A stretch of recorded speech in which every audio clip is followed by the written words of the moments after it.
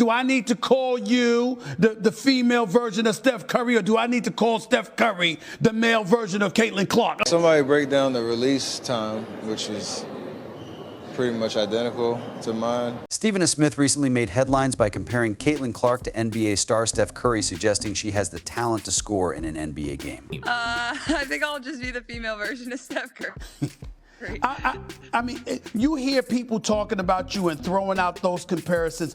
Speak about how that makes you feel, about how you've just taken the world by storm because of your shooting prowess. Yeah, I really feel like I'm still kind of in a dream, in a real world. I mean, it's kind of crazy, obviously. Those are the players I kind of grew up watching. Obviously, Steph Curry's kind of changed the game, and he's a player I grew up loving. I still love. I watch him all the time. So it's kind of crazy seeing all those NBA players, WNBA players tweet about you, talk about you. But, you know, I still enjoy every single second of it for sure. He talked about how great she was at shooting and moving the ball, saying, "I haven't seen any woman in college basketball shoot like Caitlin Clark." Paul Pierce also said nice things about Clark, saying that her performance in the NCAA was the best he had ever seen from a woman or a guy. This shows what a big difference she has made in women's college hoops.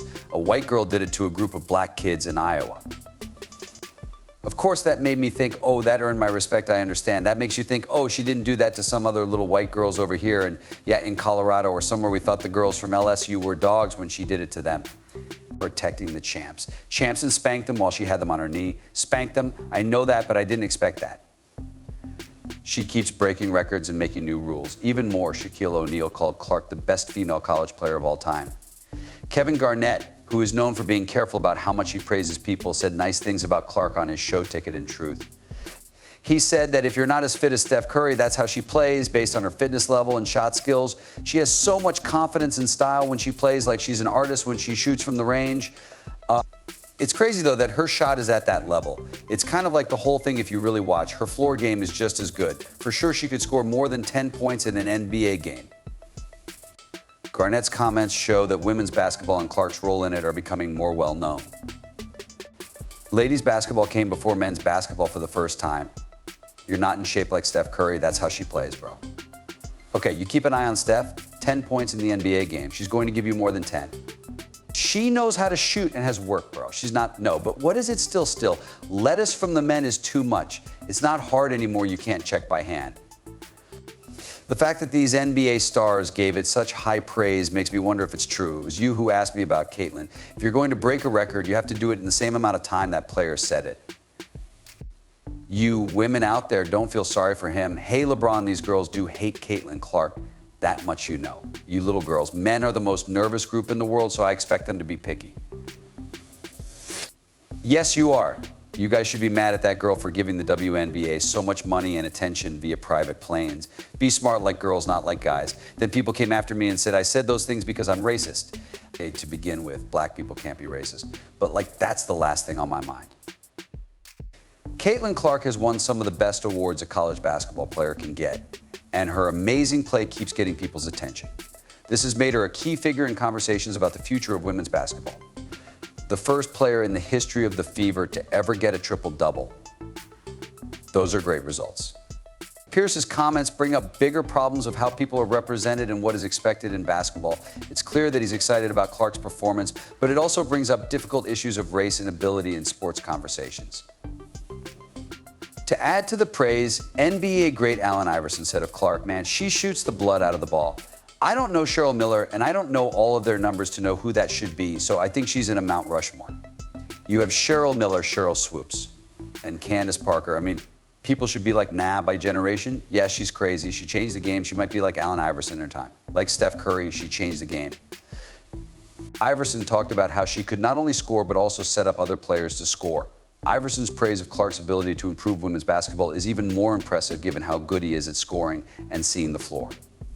The fact that Iverson was recognized shows that women's basketball is becoming more respected and exciting at the top levels. Shaquille O'Neal, who is one of the best NBA players of all time, called Caitlin Clark the best female college player of all time, which caused a lot of debate when they played LSU, but she's great. I am going to say for sure that she is the best college player ever. I don't know about you and my amour Cheryl Miller. What I said was true. The Diana Taurasi. What I said was true. Don't be rude. Because O'Neal is so famous, his support is important. The things Clark has done certainly support what he said. She has been the best player in the Big Ten for 4 years in a row, winning the conference in both points scored and assists given. She recently broke Kelsey Plum's record for most points scored in an NCAA division game by making an amazing long three-pointer against Michigan. During an episode of Inside the NBA, O'Neal said, "I'm going to go on the record and say she's the best female college player ever." Even though co-hosts Charles Barkley and Kenny Smith disagreed and brought up other greats like Maya Moore and Diana Taurasi, Shaq stood fast and said, "I said what I said. I'm not insulting anyone. It's just what I think." Clark's historical achievement has not only made her in the history of basketball, and it has also made people more aware of women's basketball. Because so many people in downtown Indianapolis wear the number 22, you can always tell when the Fever have a home game. You can see 22 clothes everywhere as you walk down the street. There is only one Caitlin Clark with that number. It was a dream come true to see her today. When Clark hit a triple-double against the New York Liberty, she made history for herself as a rookie and for her team, which really got the crowd going. That's history. It was really cool. We love Iowa, so we've been keeping an eye on her for years, and it was great to see her live. We had been watching the game on TV the night before, and she was so close to getting it. I think she was only a couple of rebounds away, and I had no idea I would be at the first one. As of now, the Indiana Fever, coached by Christie Sides, have played 15 to 16 games. The WNBA season starts again in 10 days. They want to keep up the good play they had before the Olympics because they're in the playoff race for the first time in years. Casey Clark, a rookie, has been a big part of their success and is a good candidate for Rookie of the Year. For her drive and desire to get better, Coach Sides compares her to Diana Taurasi, a great WNBA player. By far, Clark has the most points and assists of any rookie. I think the biggest challenge for our team right now is that we've only had about 24 days to work together. That's especially hard for a young, inexperienced team that's still trying to find their groove and figure out how to work together. That's probably the biggest challenge for us. But if you look at our first 4 games from the first time we played Connecticut to the last time we played them at home, you can see a huge difference in how we play and how we work together. I think there are a lot of good things to take away from those 4 games, but I think that's probably the biggest challenge we face right now. But there has been some trouble between Clark and Sides. Clark ignored Sides during a recent game against the Chicago Sky, which got him in trouble with fans and experts. Some people don't think Clark is the only one to blame for the team's problems. Yeah, it's been a whirlwind. I haven't had much time to sit down and think about the journey of my college year and then coming right into this. But you know what? I'm just trying to soak it all in and enjoy every moment. But yeah, it's been a whirlwind. It's been like one thing after another, but I guess that's the best way to learn. During Caitlin Clark's first season in the WNBA, fans and reviewers have questioned Indiana Fever coach Christie Sides' choices, such as when to use timeouts and when to switch players. Clark has had great games, like his 30-point game against the Mystics. Despite this, and is a strong candidate for MVP and Rookie of the Year. But the Fever hasn't done well, even though they have 3 All-Stars. This has put heat on both Sides and Clark as they try to make the playoffs. The Indiana Fever recently shared a video of a scavenger hunt that happened before practice. Fans and basketball fans have had different reactions to the video.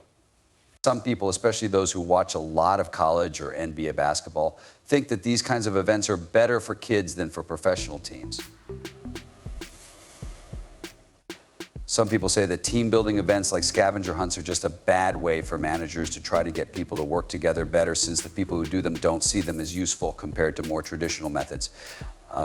They think that professional teams like the Fever should put more emphasis on serious training, like watching game tapes and learning basic skills, than on these fun things.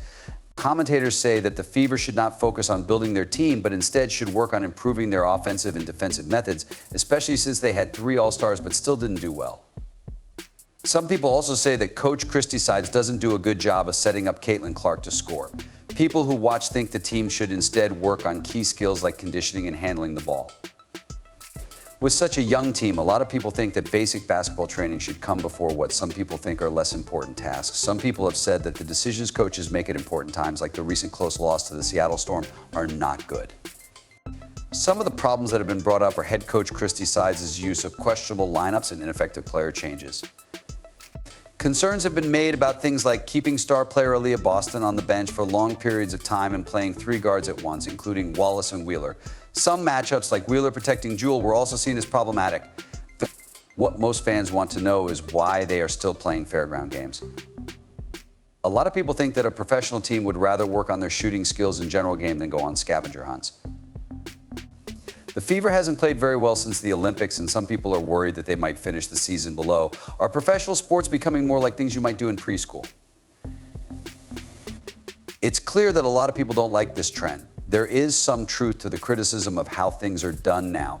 People expect professional sports teams to always act in a very professional way.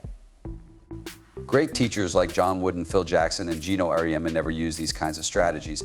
People have different opinions on whether Coach Christie Sides is serious enough to be a professional coach because of the way she acts. You have good reason to be worried about her work and the team's success. That's not all I have to say. There are real problems that need to be fixed. It looks like activities like treasure hunts don't have much of an effect on how well the team does on the court. Some people might not think these problems are that big of a deal, but I think this way of doing things is not appropriate for a business setting. The Indiana Fever and Coach Christie Sides could work on a lot of different areas, especially as they get closer to given the current situation. I would think Sides' job is in danger if I were the general manager or owner. People are looking closely at how well she coaches, and it looks like the team is playing not only to win, but also to keep her job. Many people think that her job might be in danger if things don't change quickly, like making it to the finals. Caitlin Clark is making changes in the WNBA and changing the way the league works. Her effect goes beyond how well she does in her own work. She is a big reason why more people are watching and going to games. Her exciting play has fans excited in a way that the league hasn't been seen in years. Clark's ability to get people's attention has made women's basketball more popular again, making her a key figure in the excitement of this season. Fans were this excited about the WNBA a long time ago, but not long ago. It's not just that Caitlin Clark draws a lot of people. It's making the WNBA better in real ways. Players had to deal with bad travel conditions for years, like long commercial flights and tight deadlines.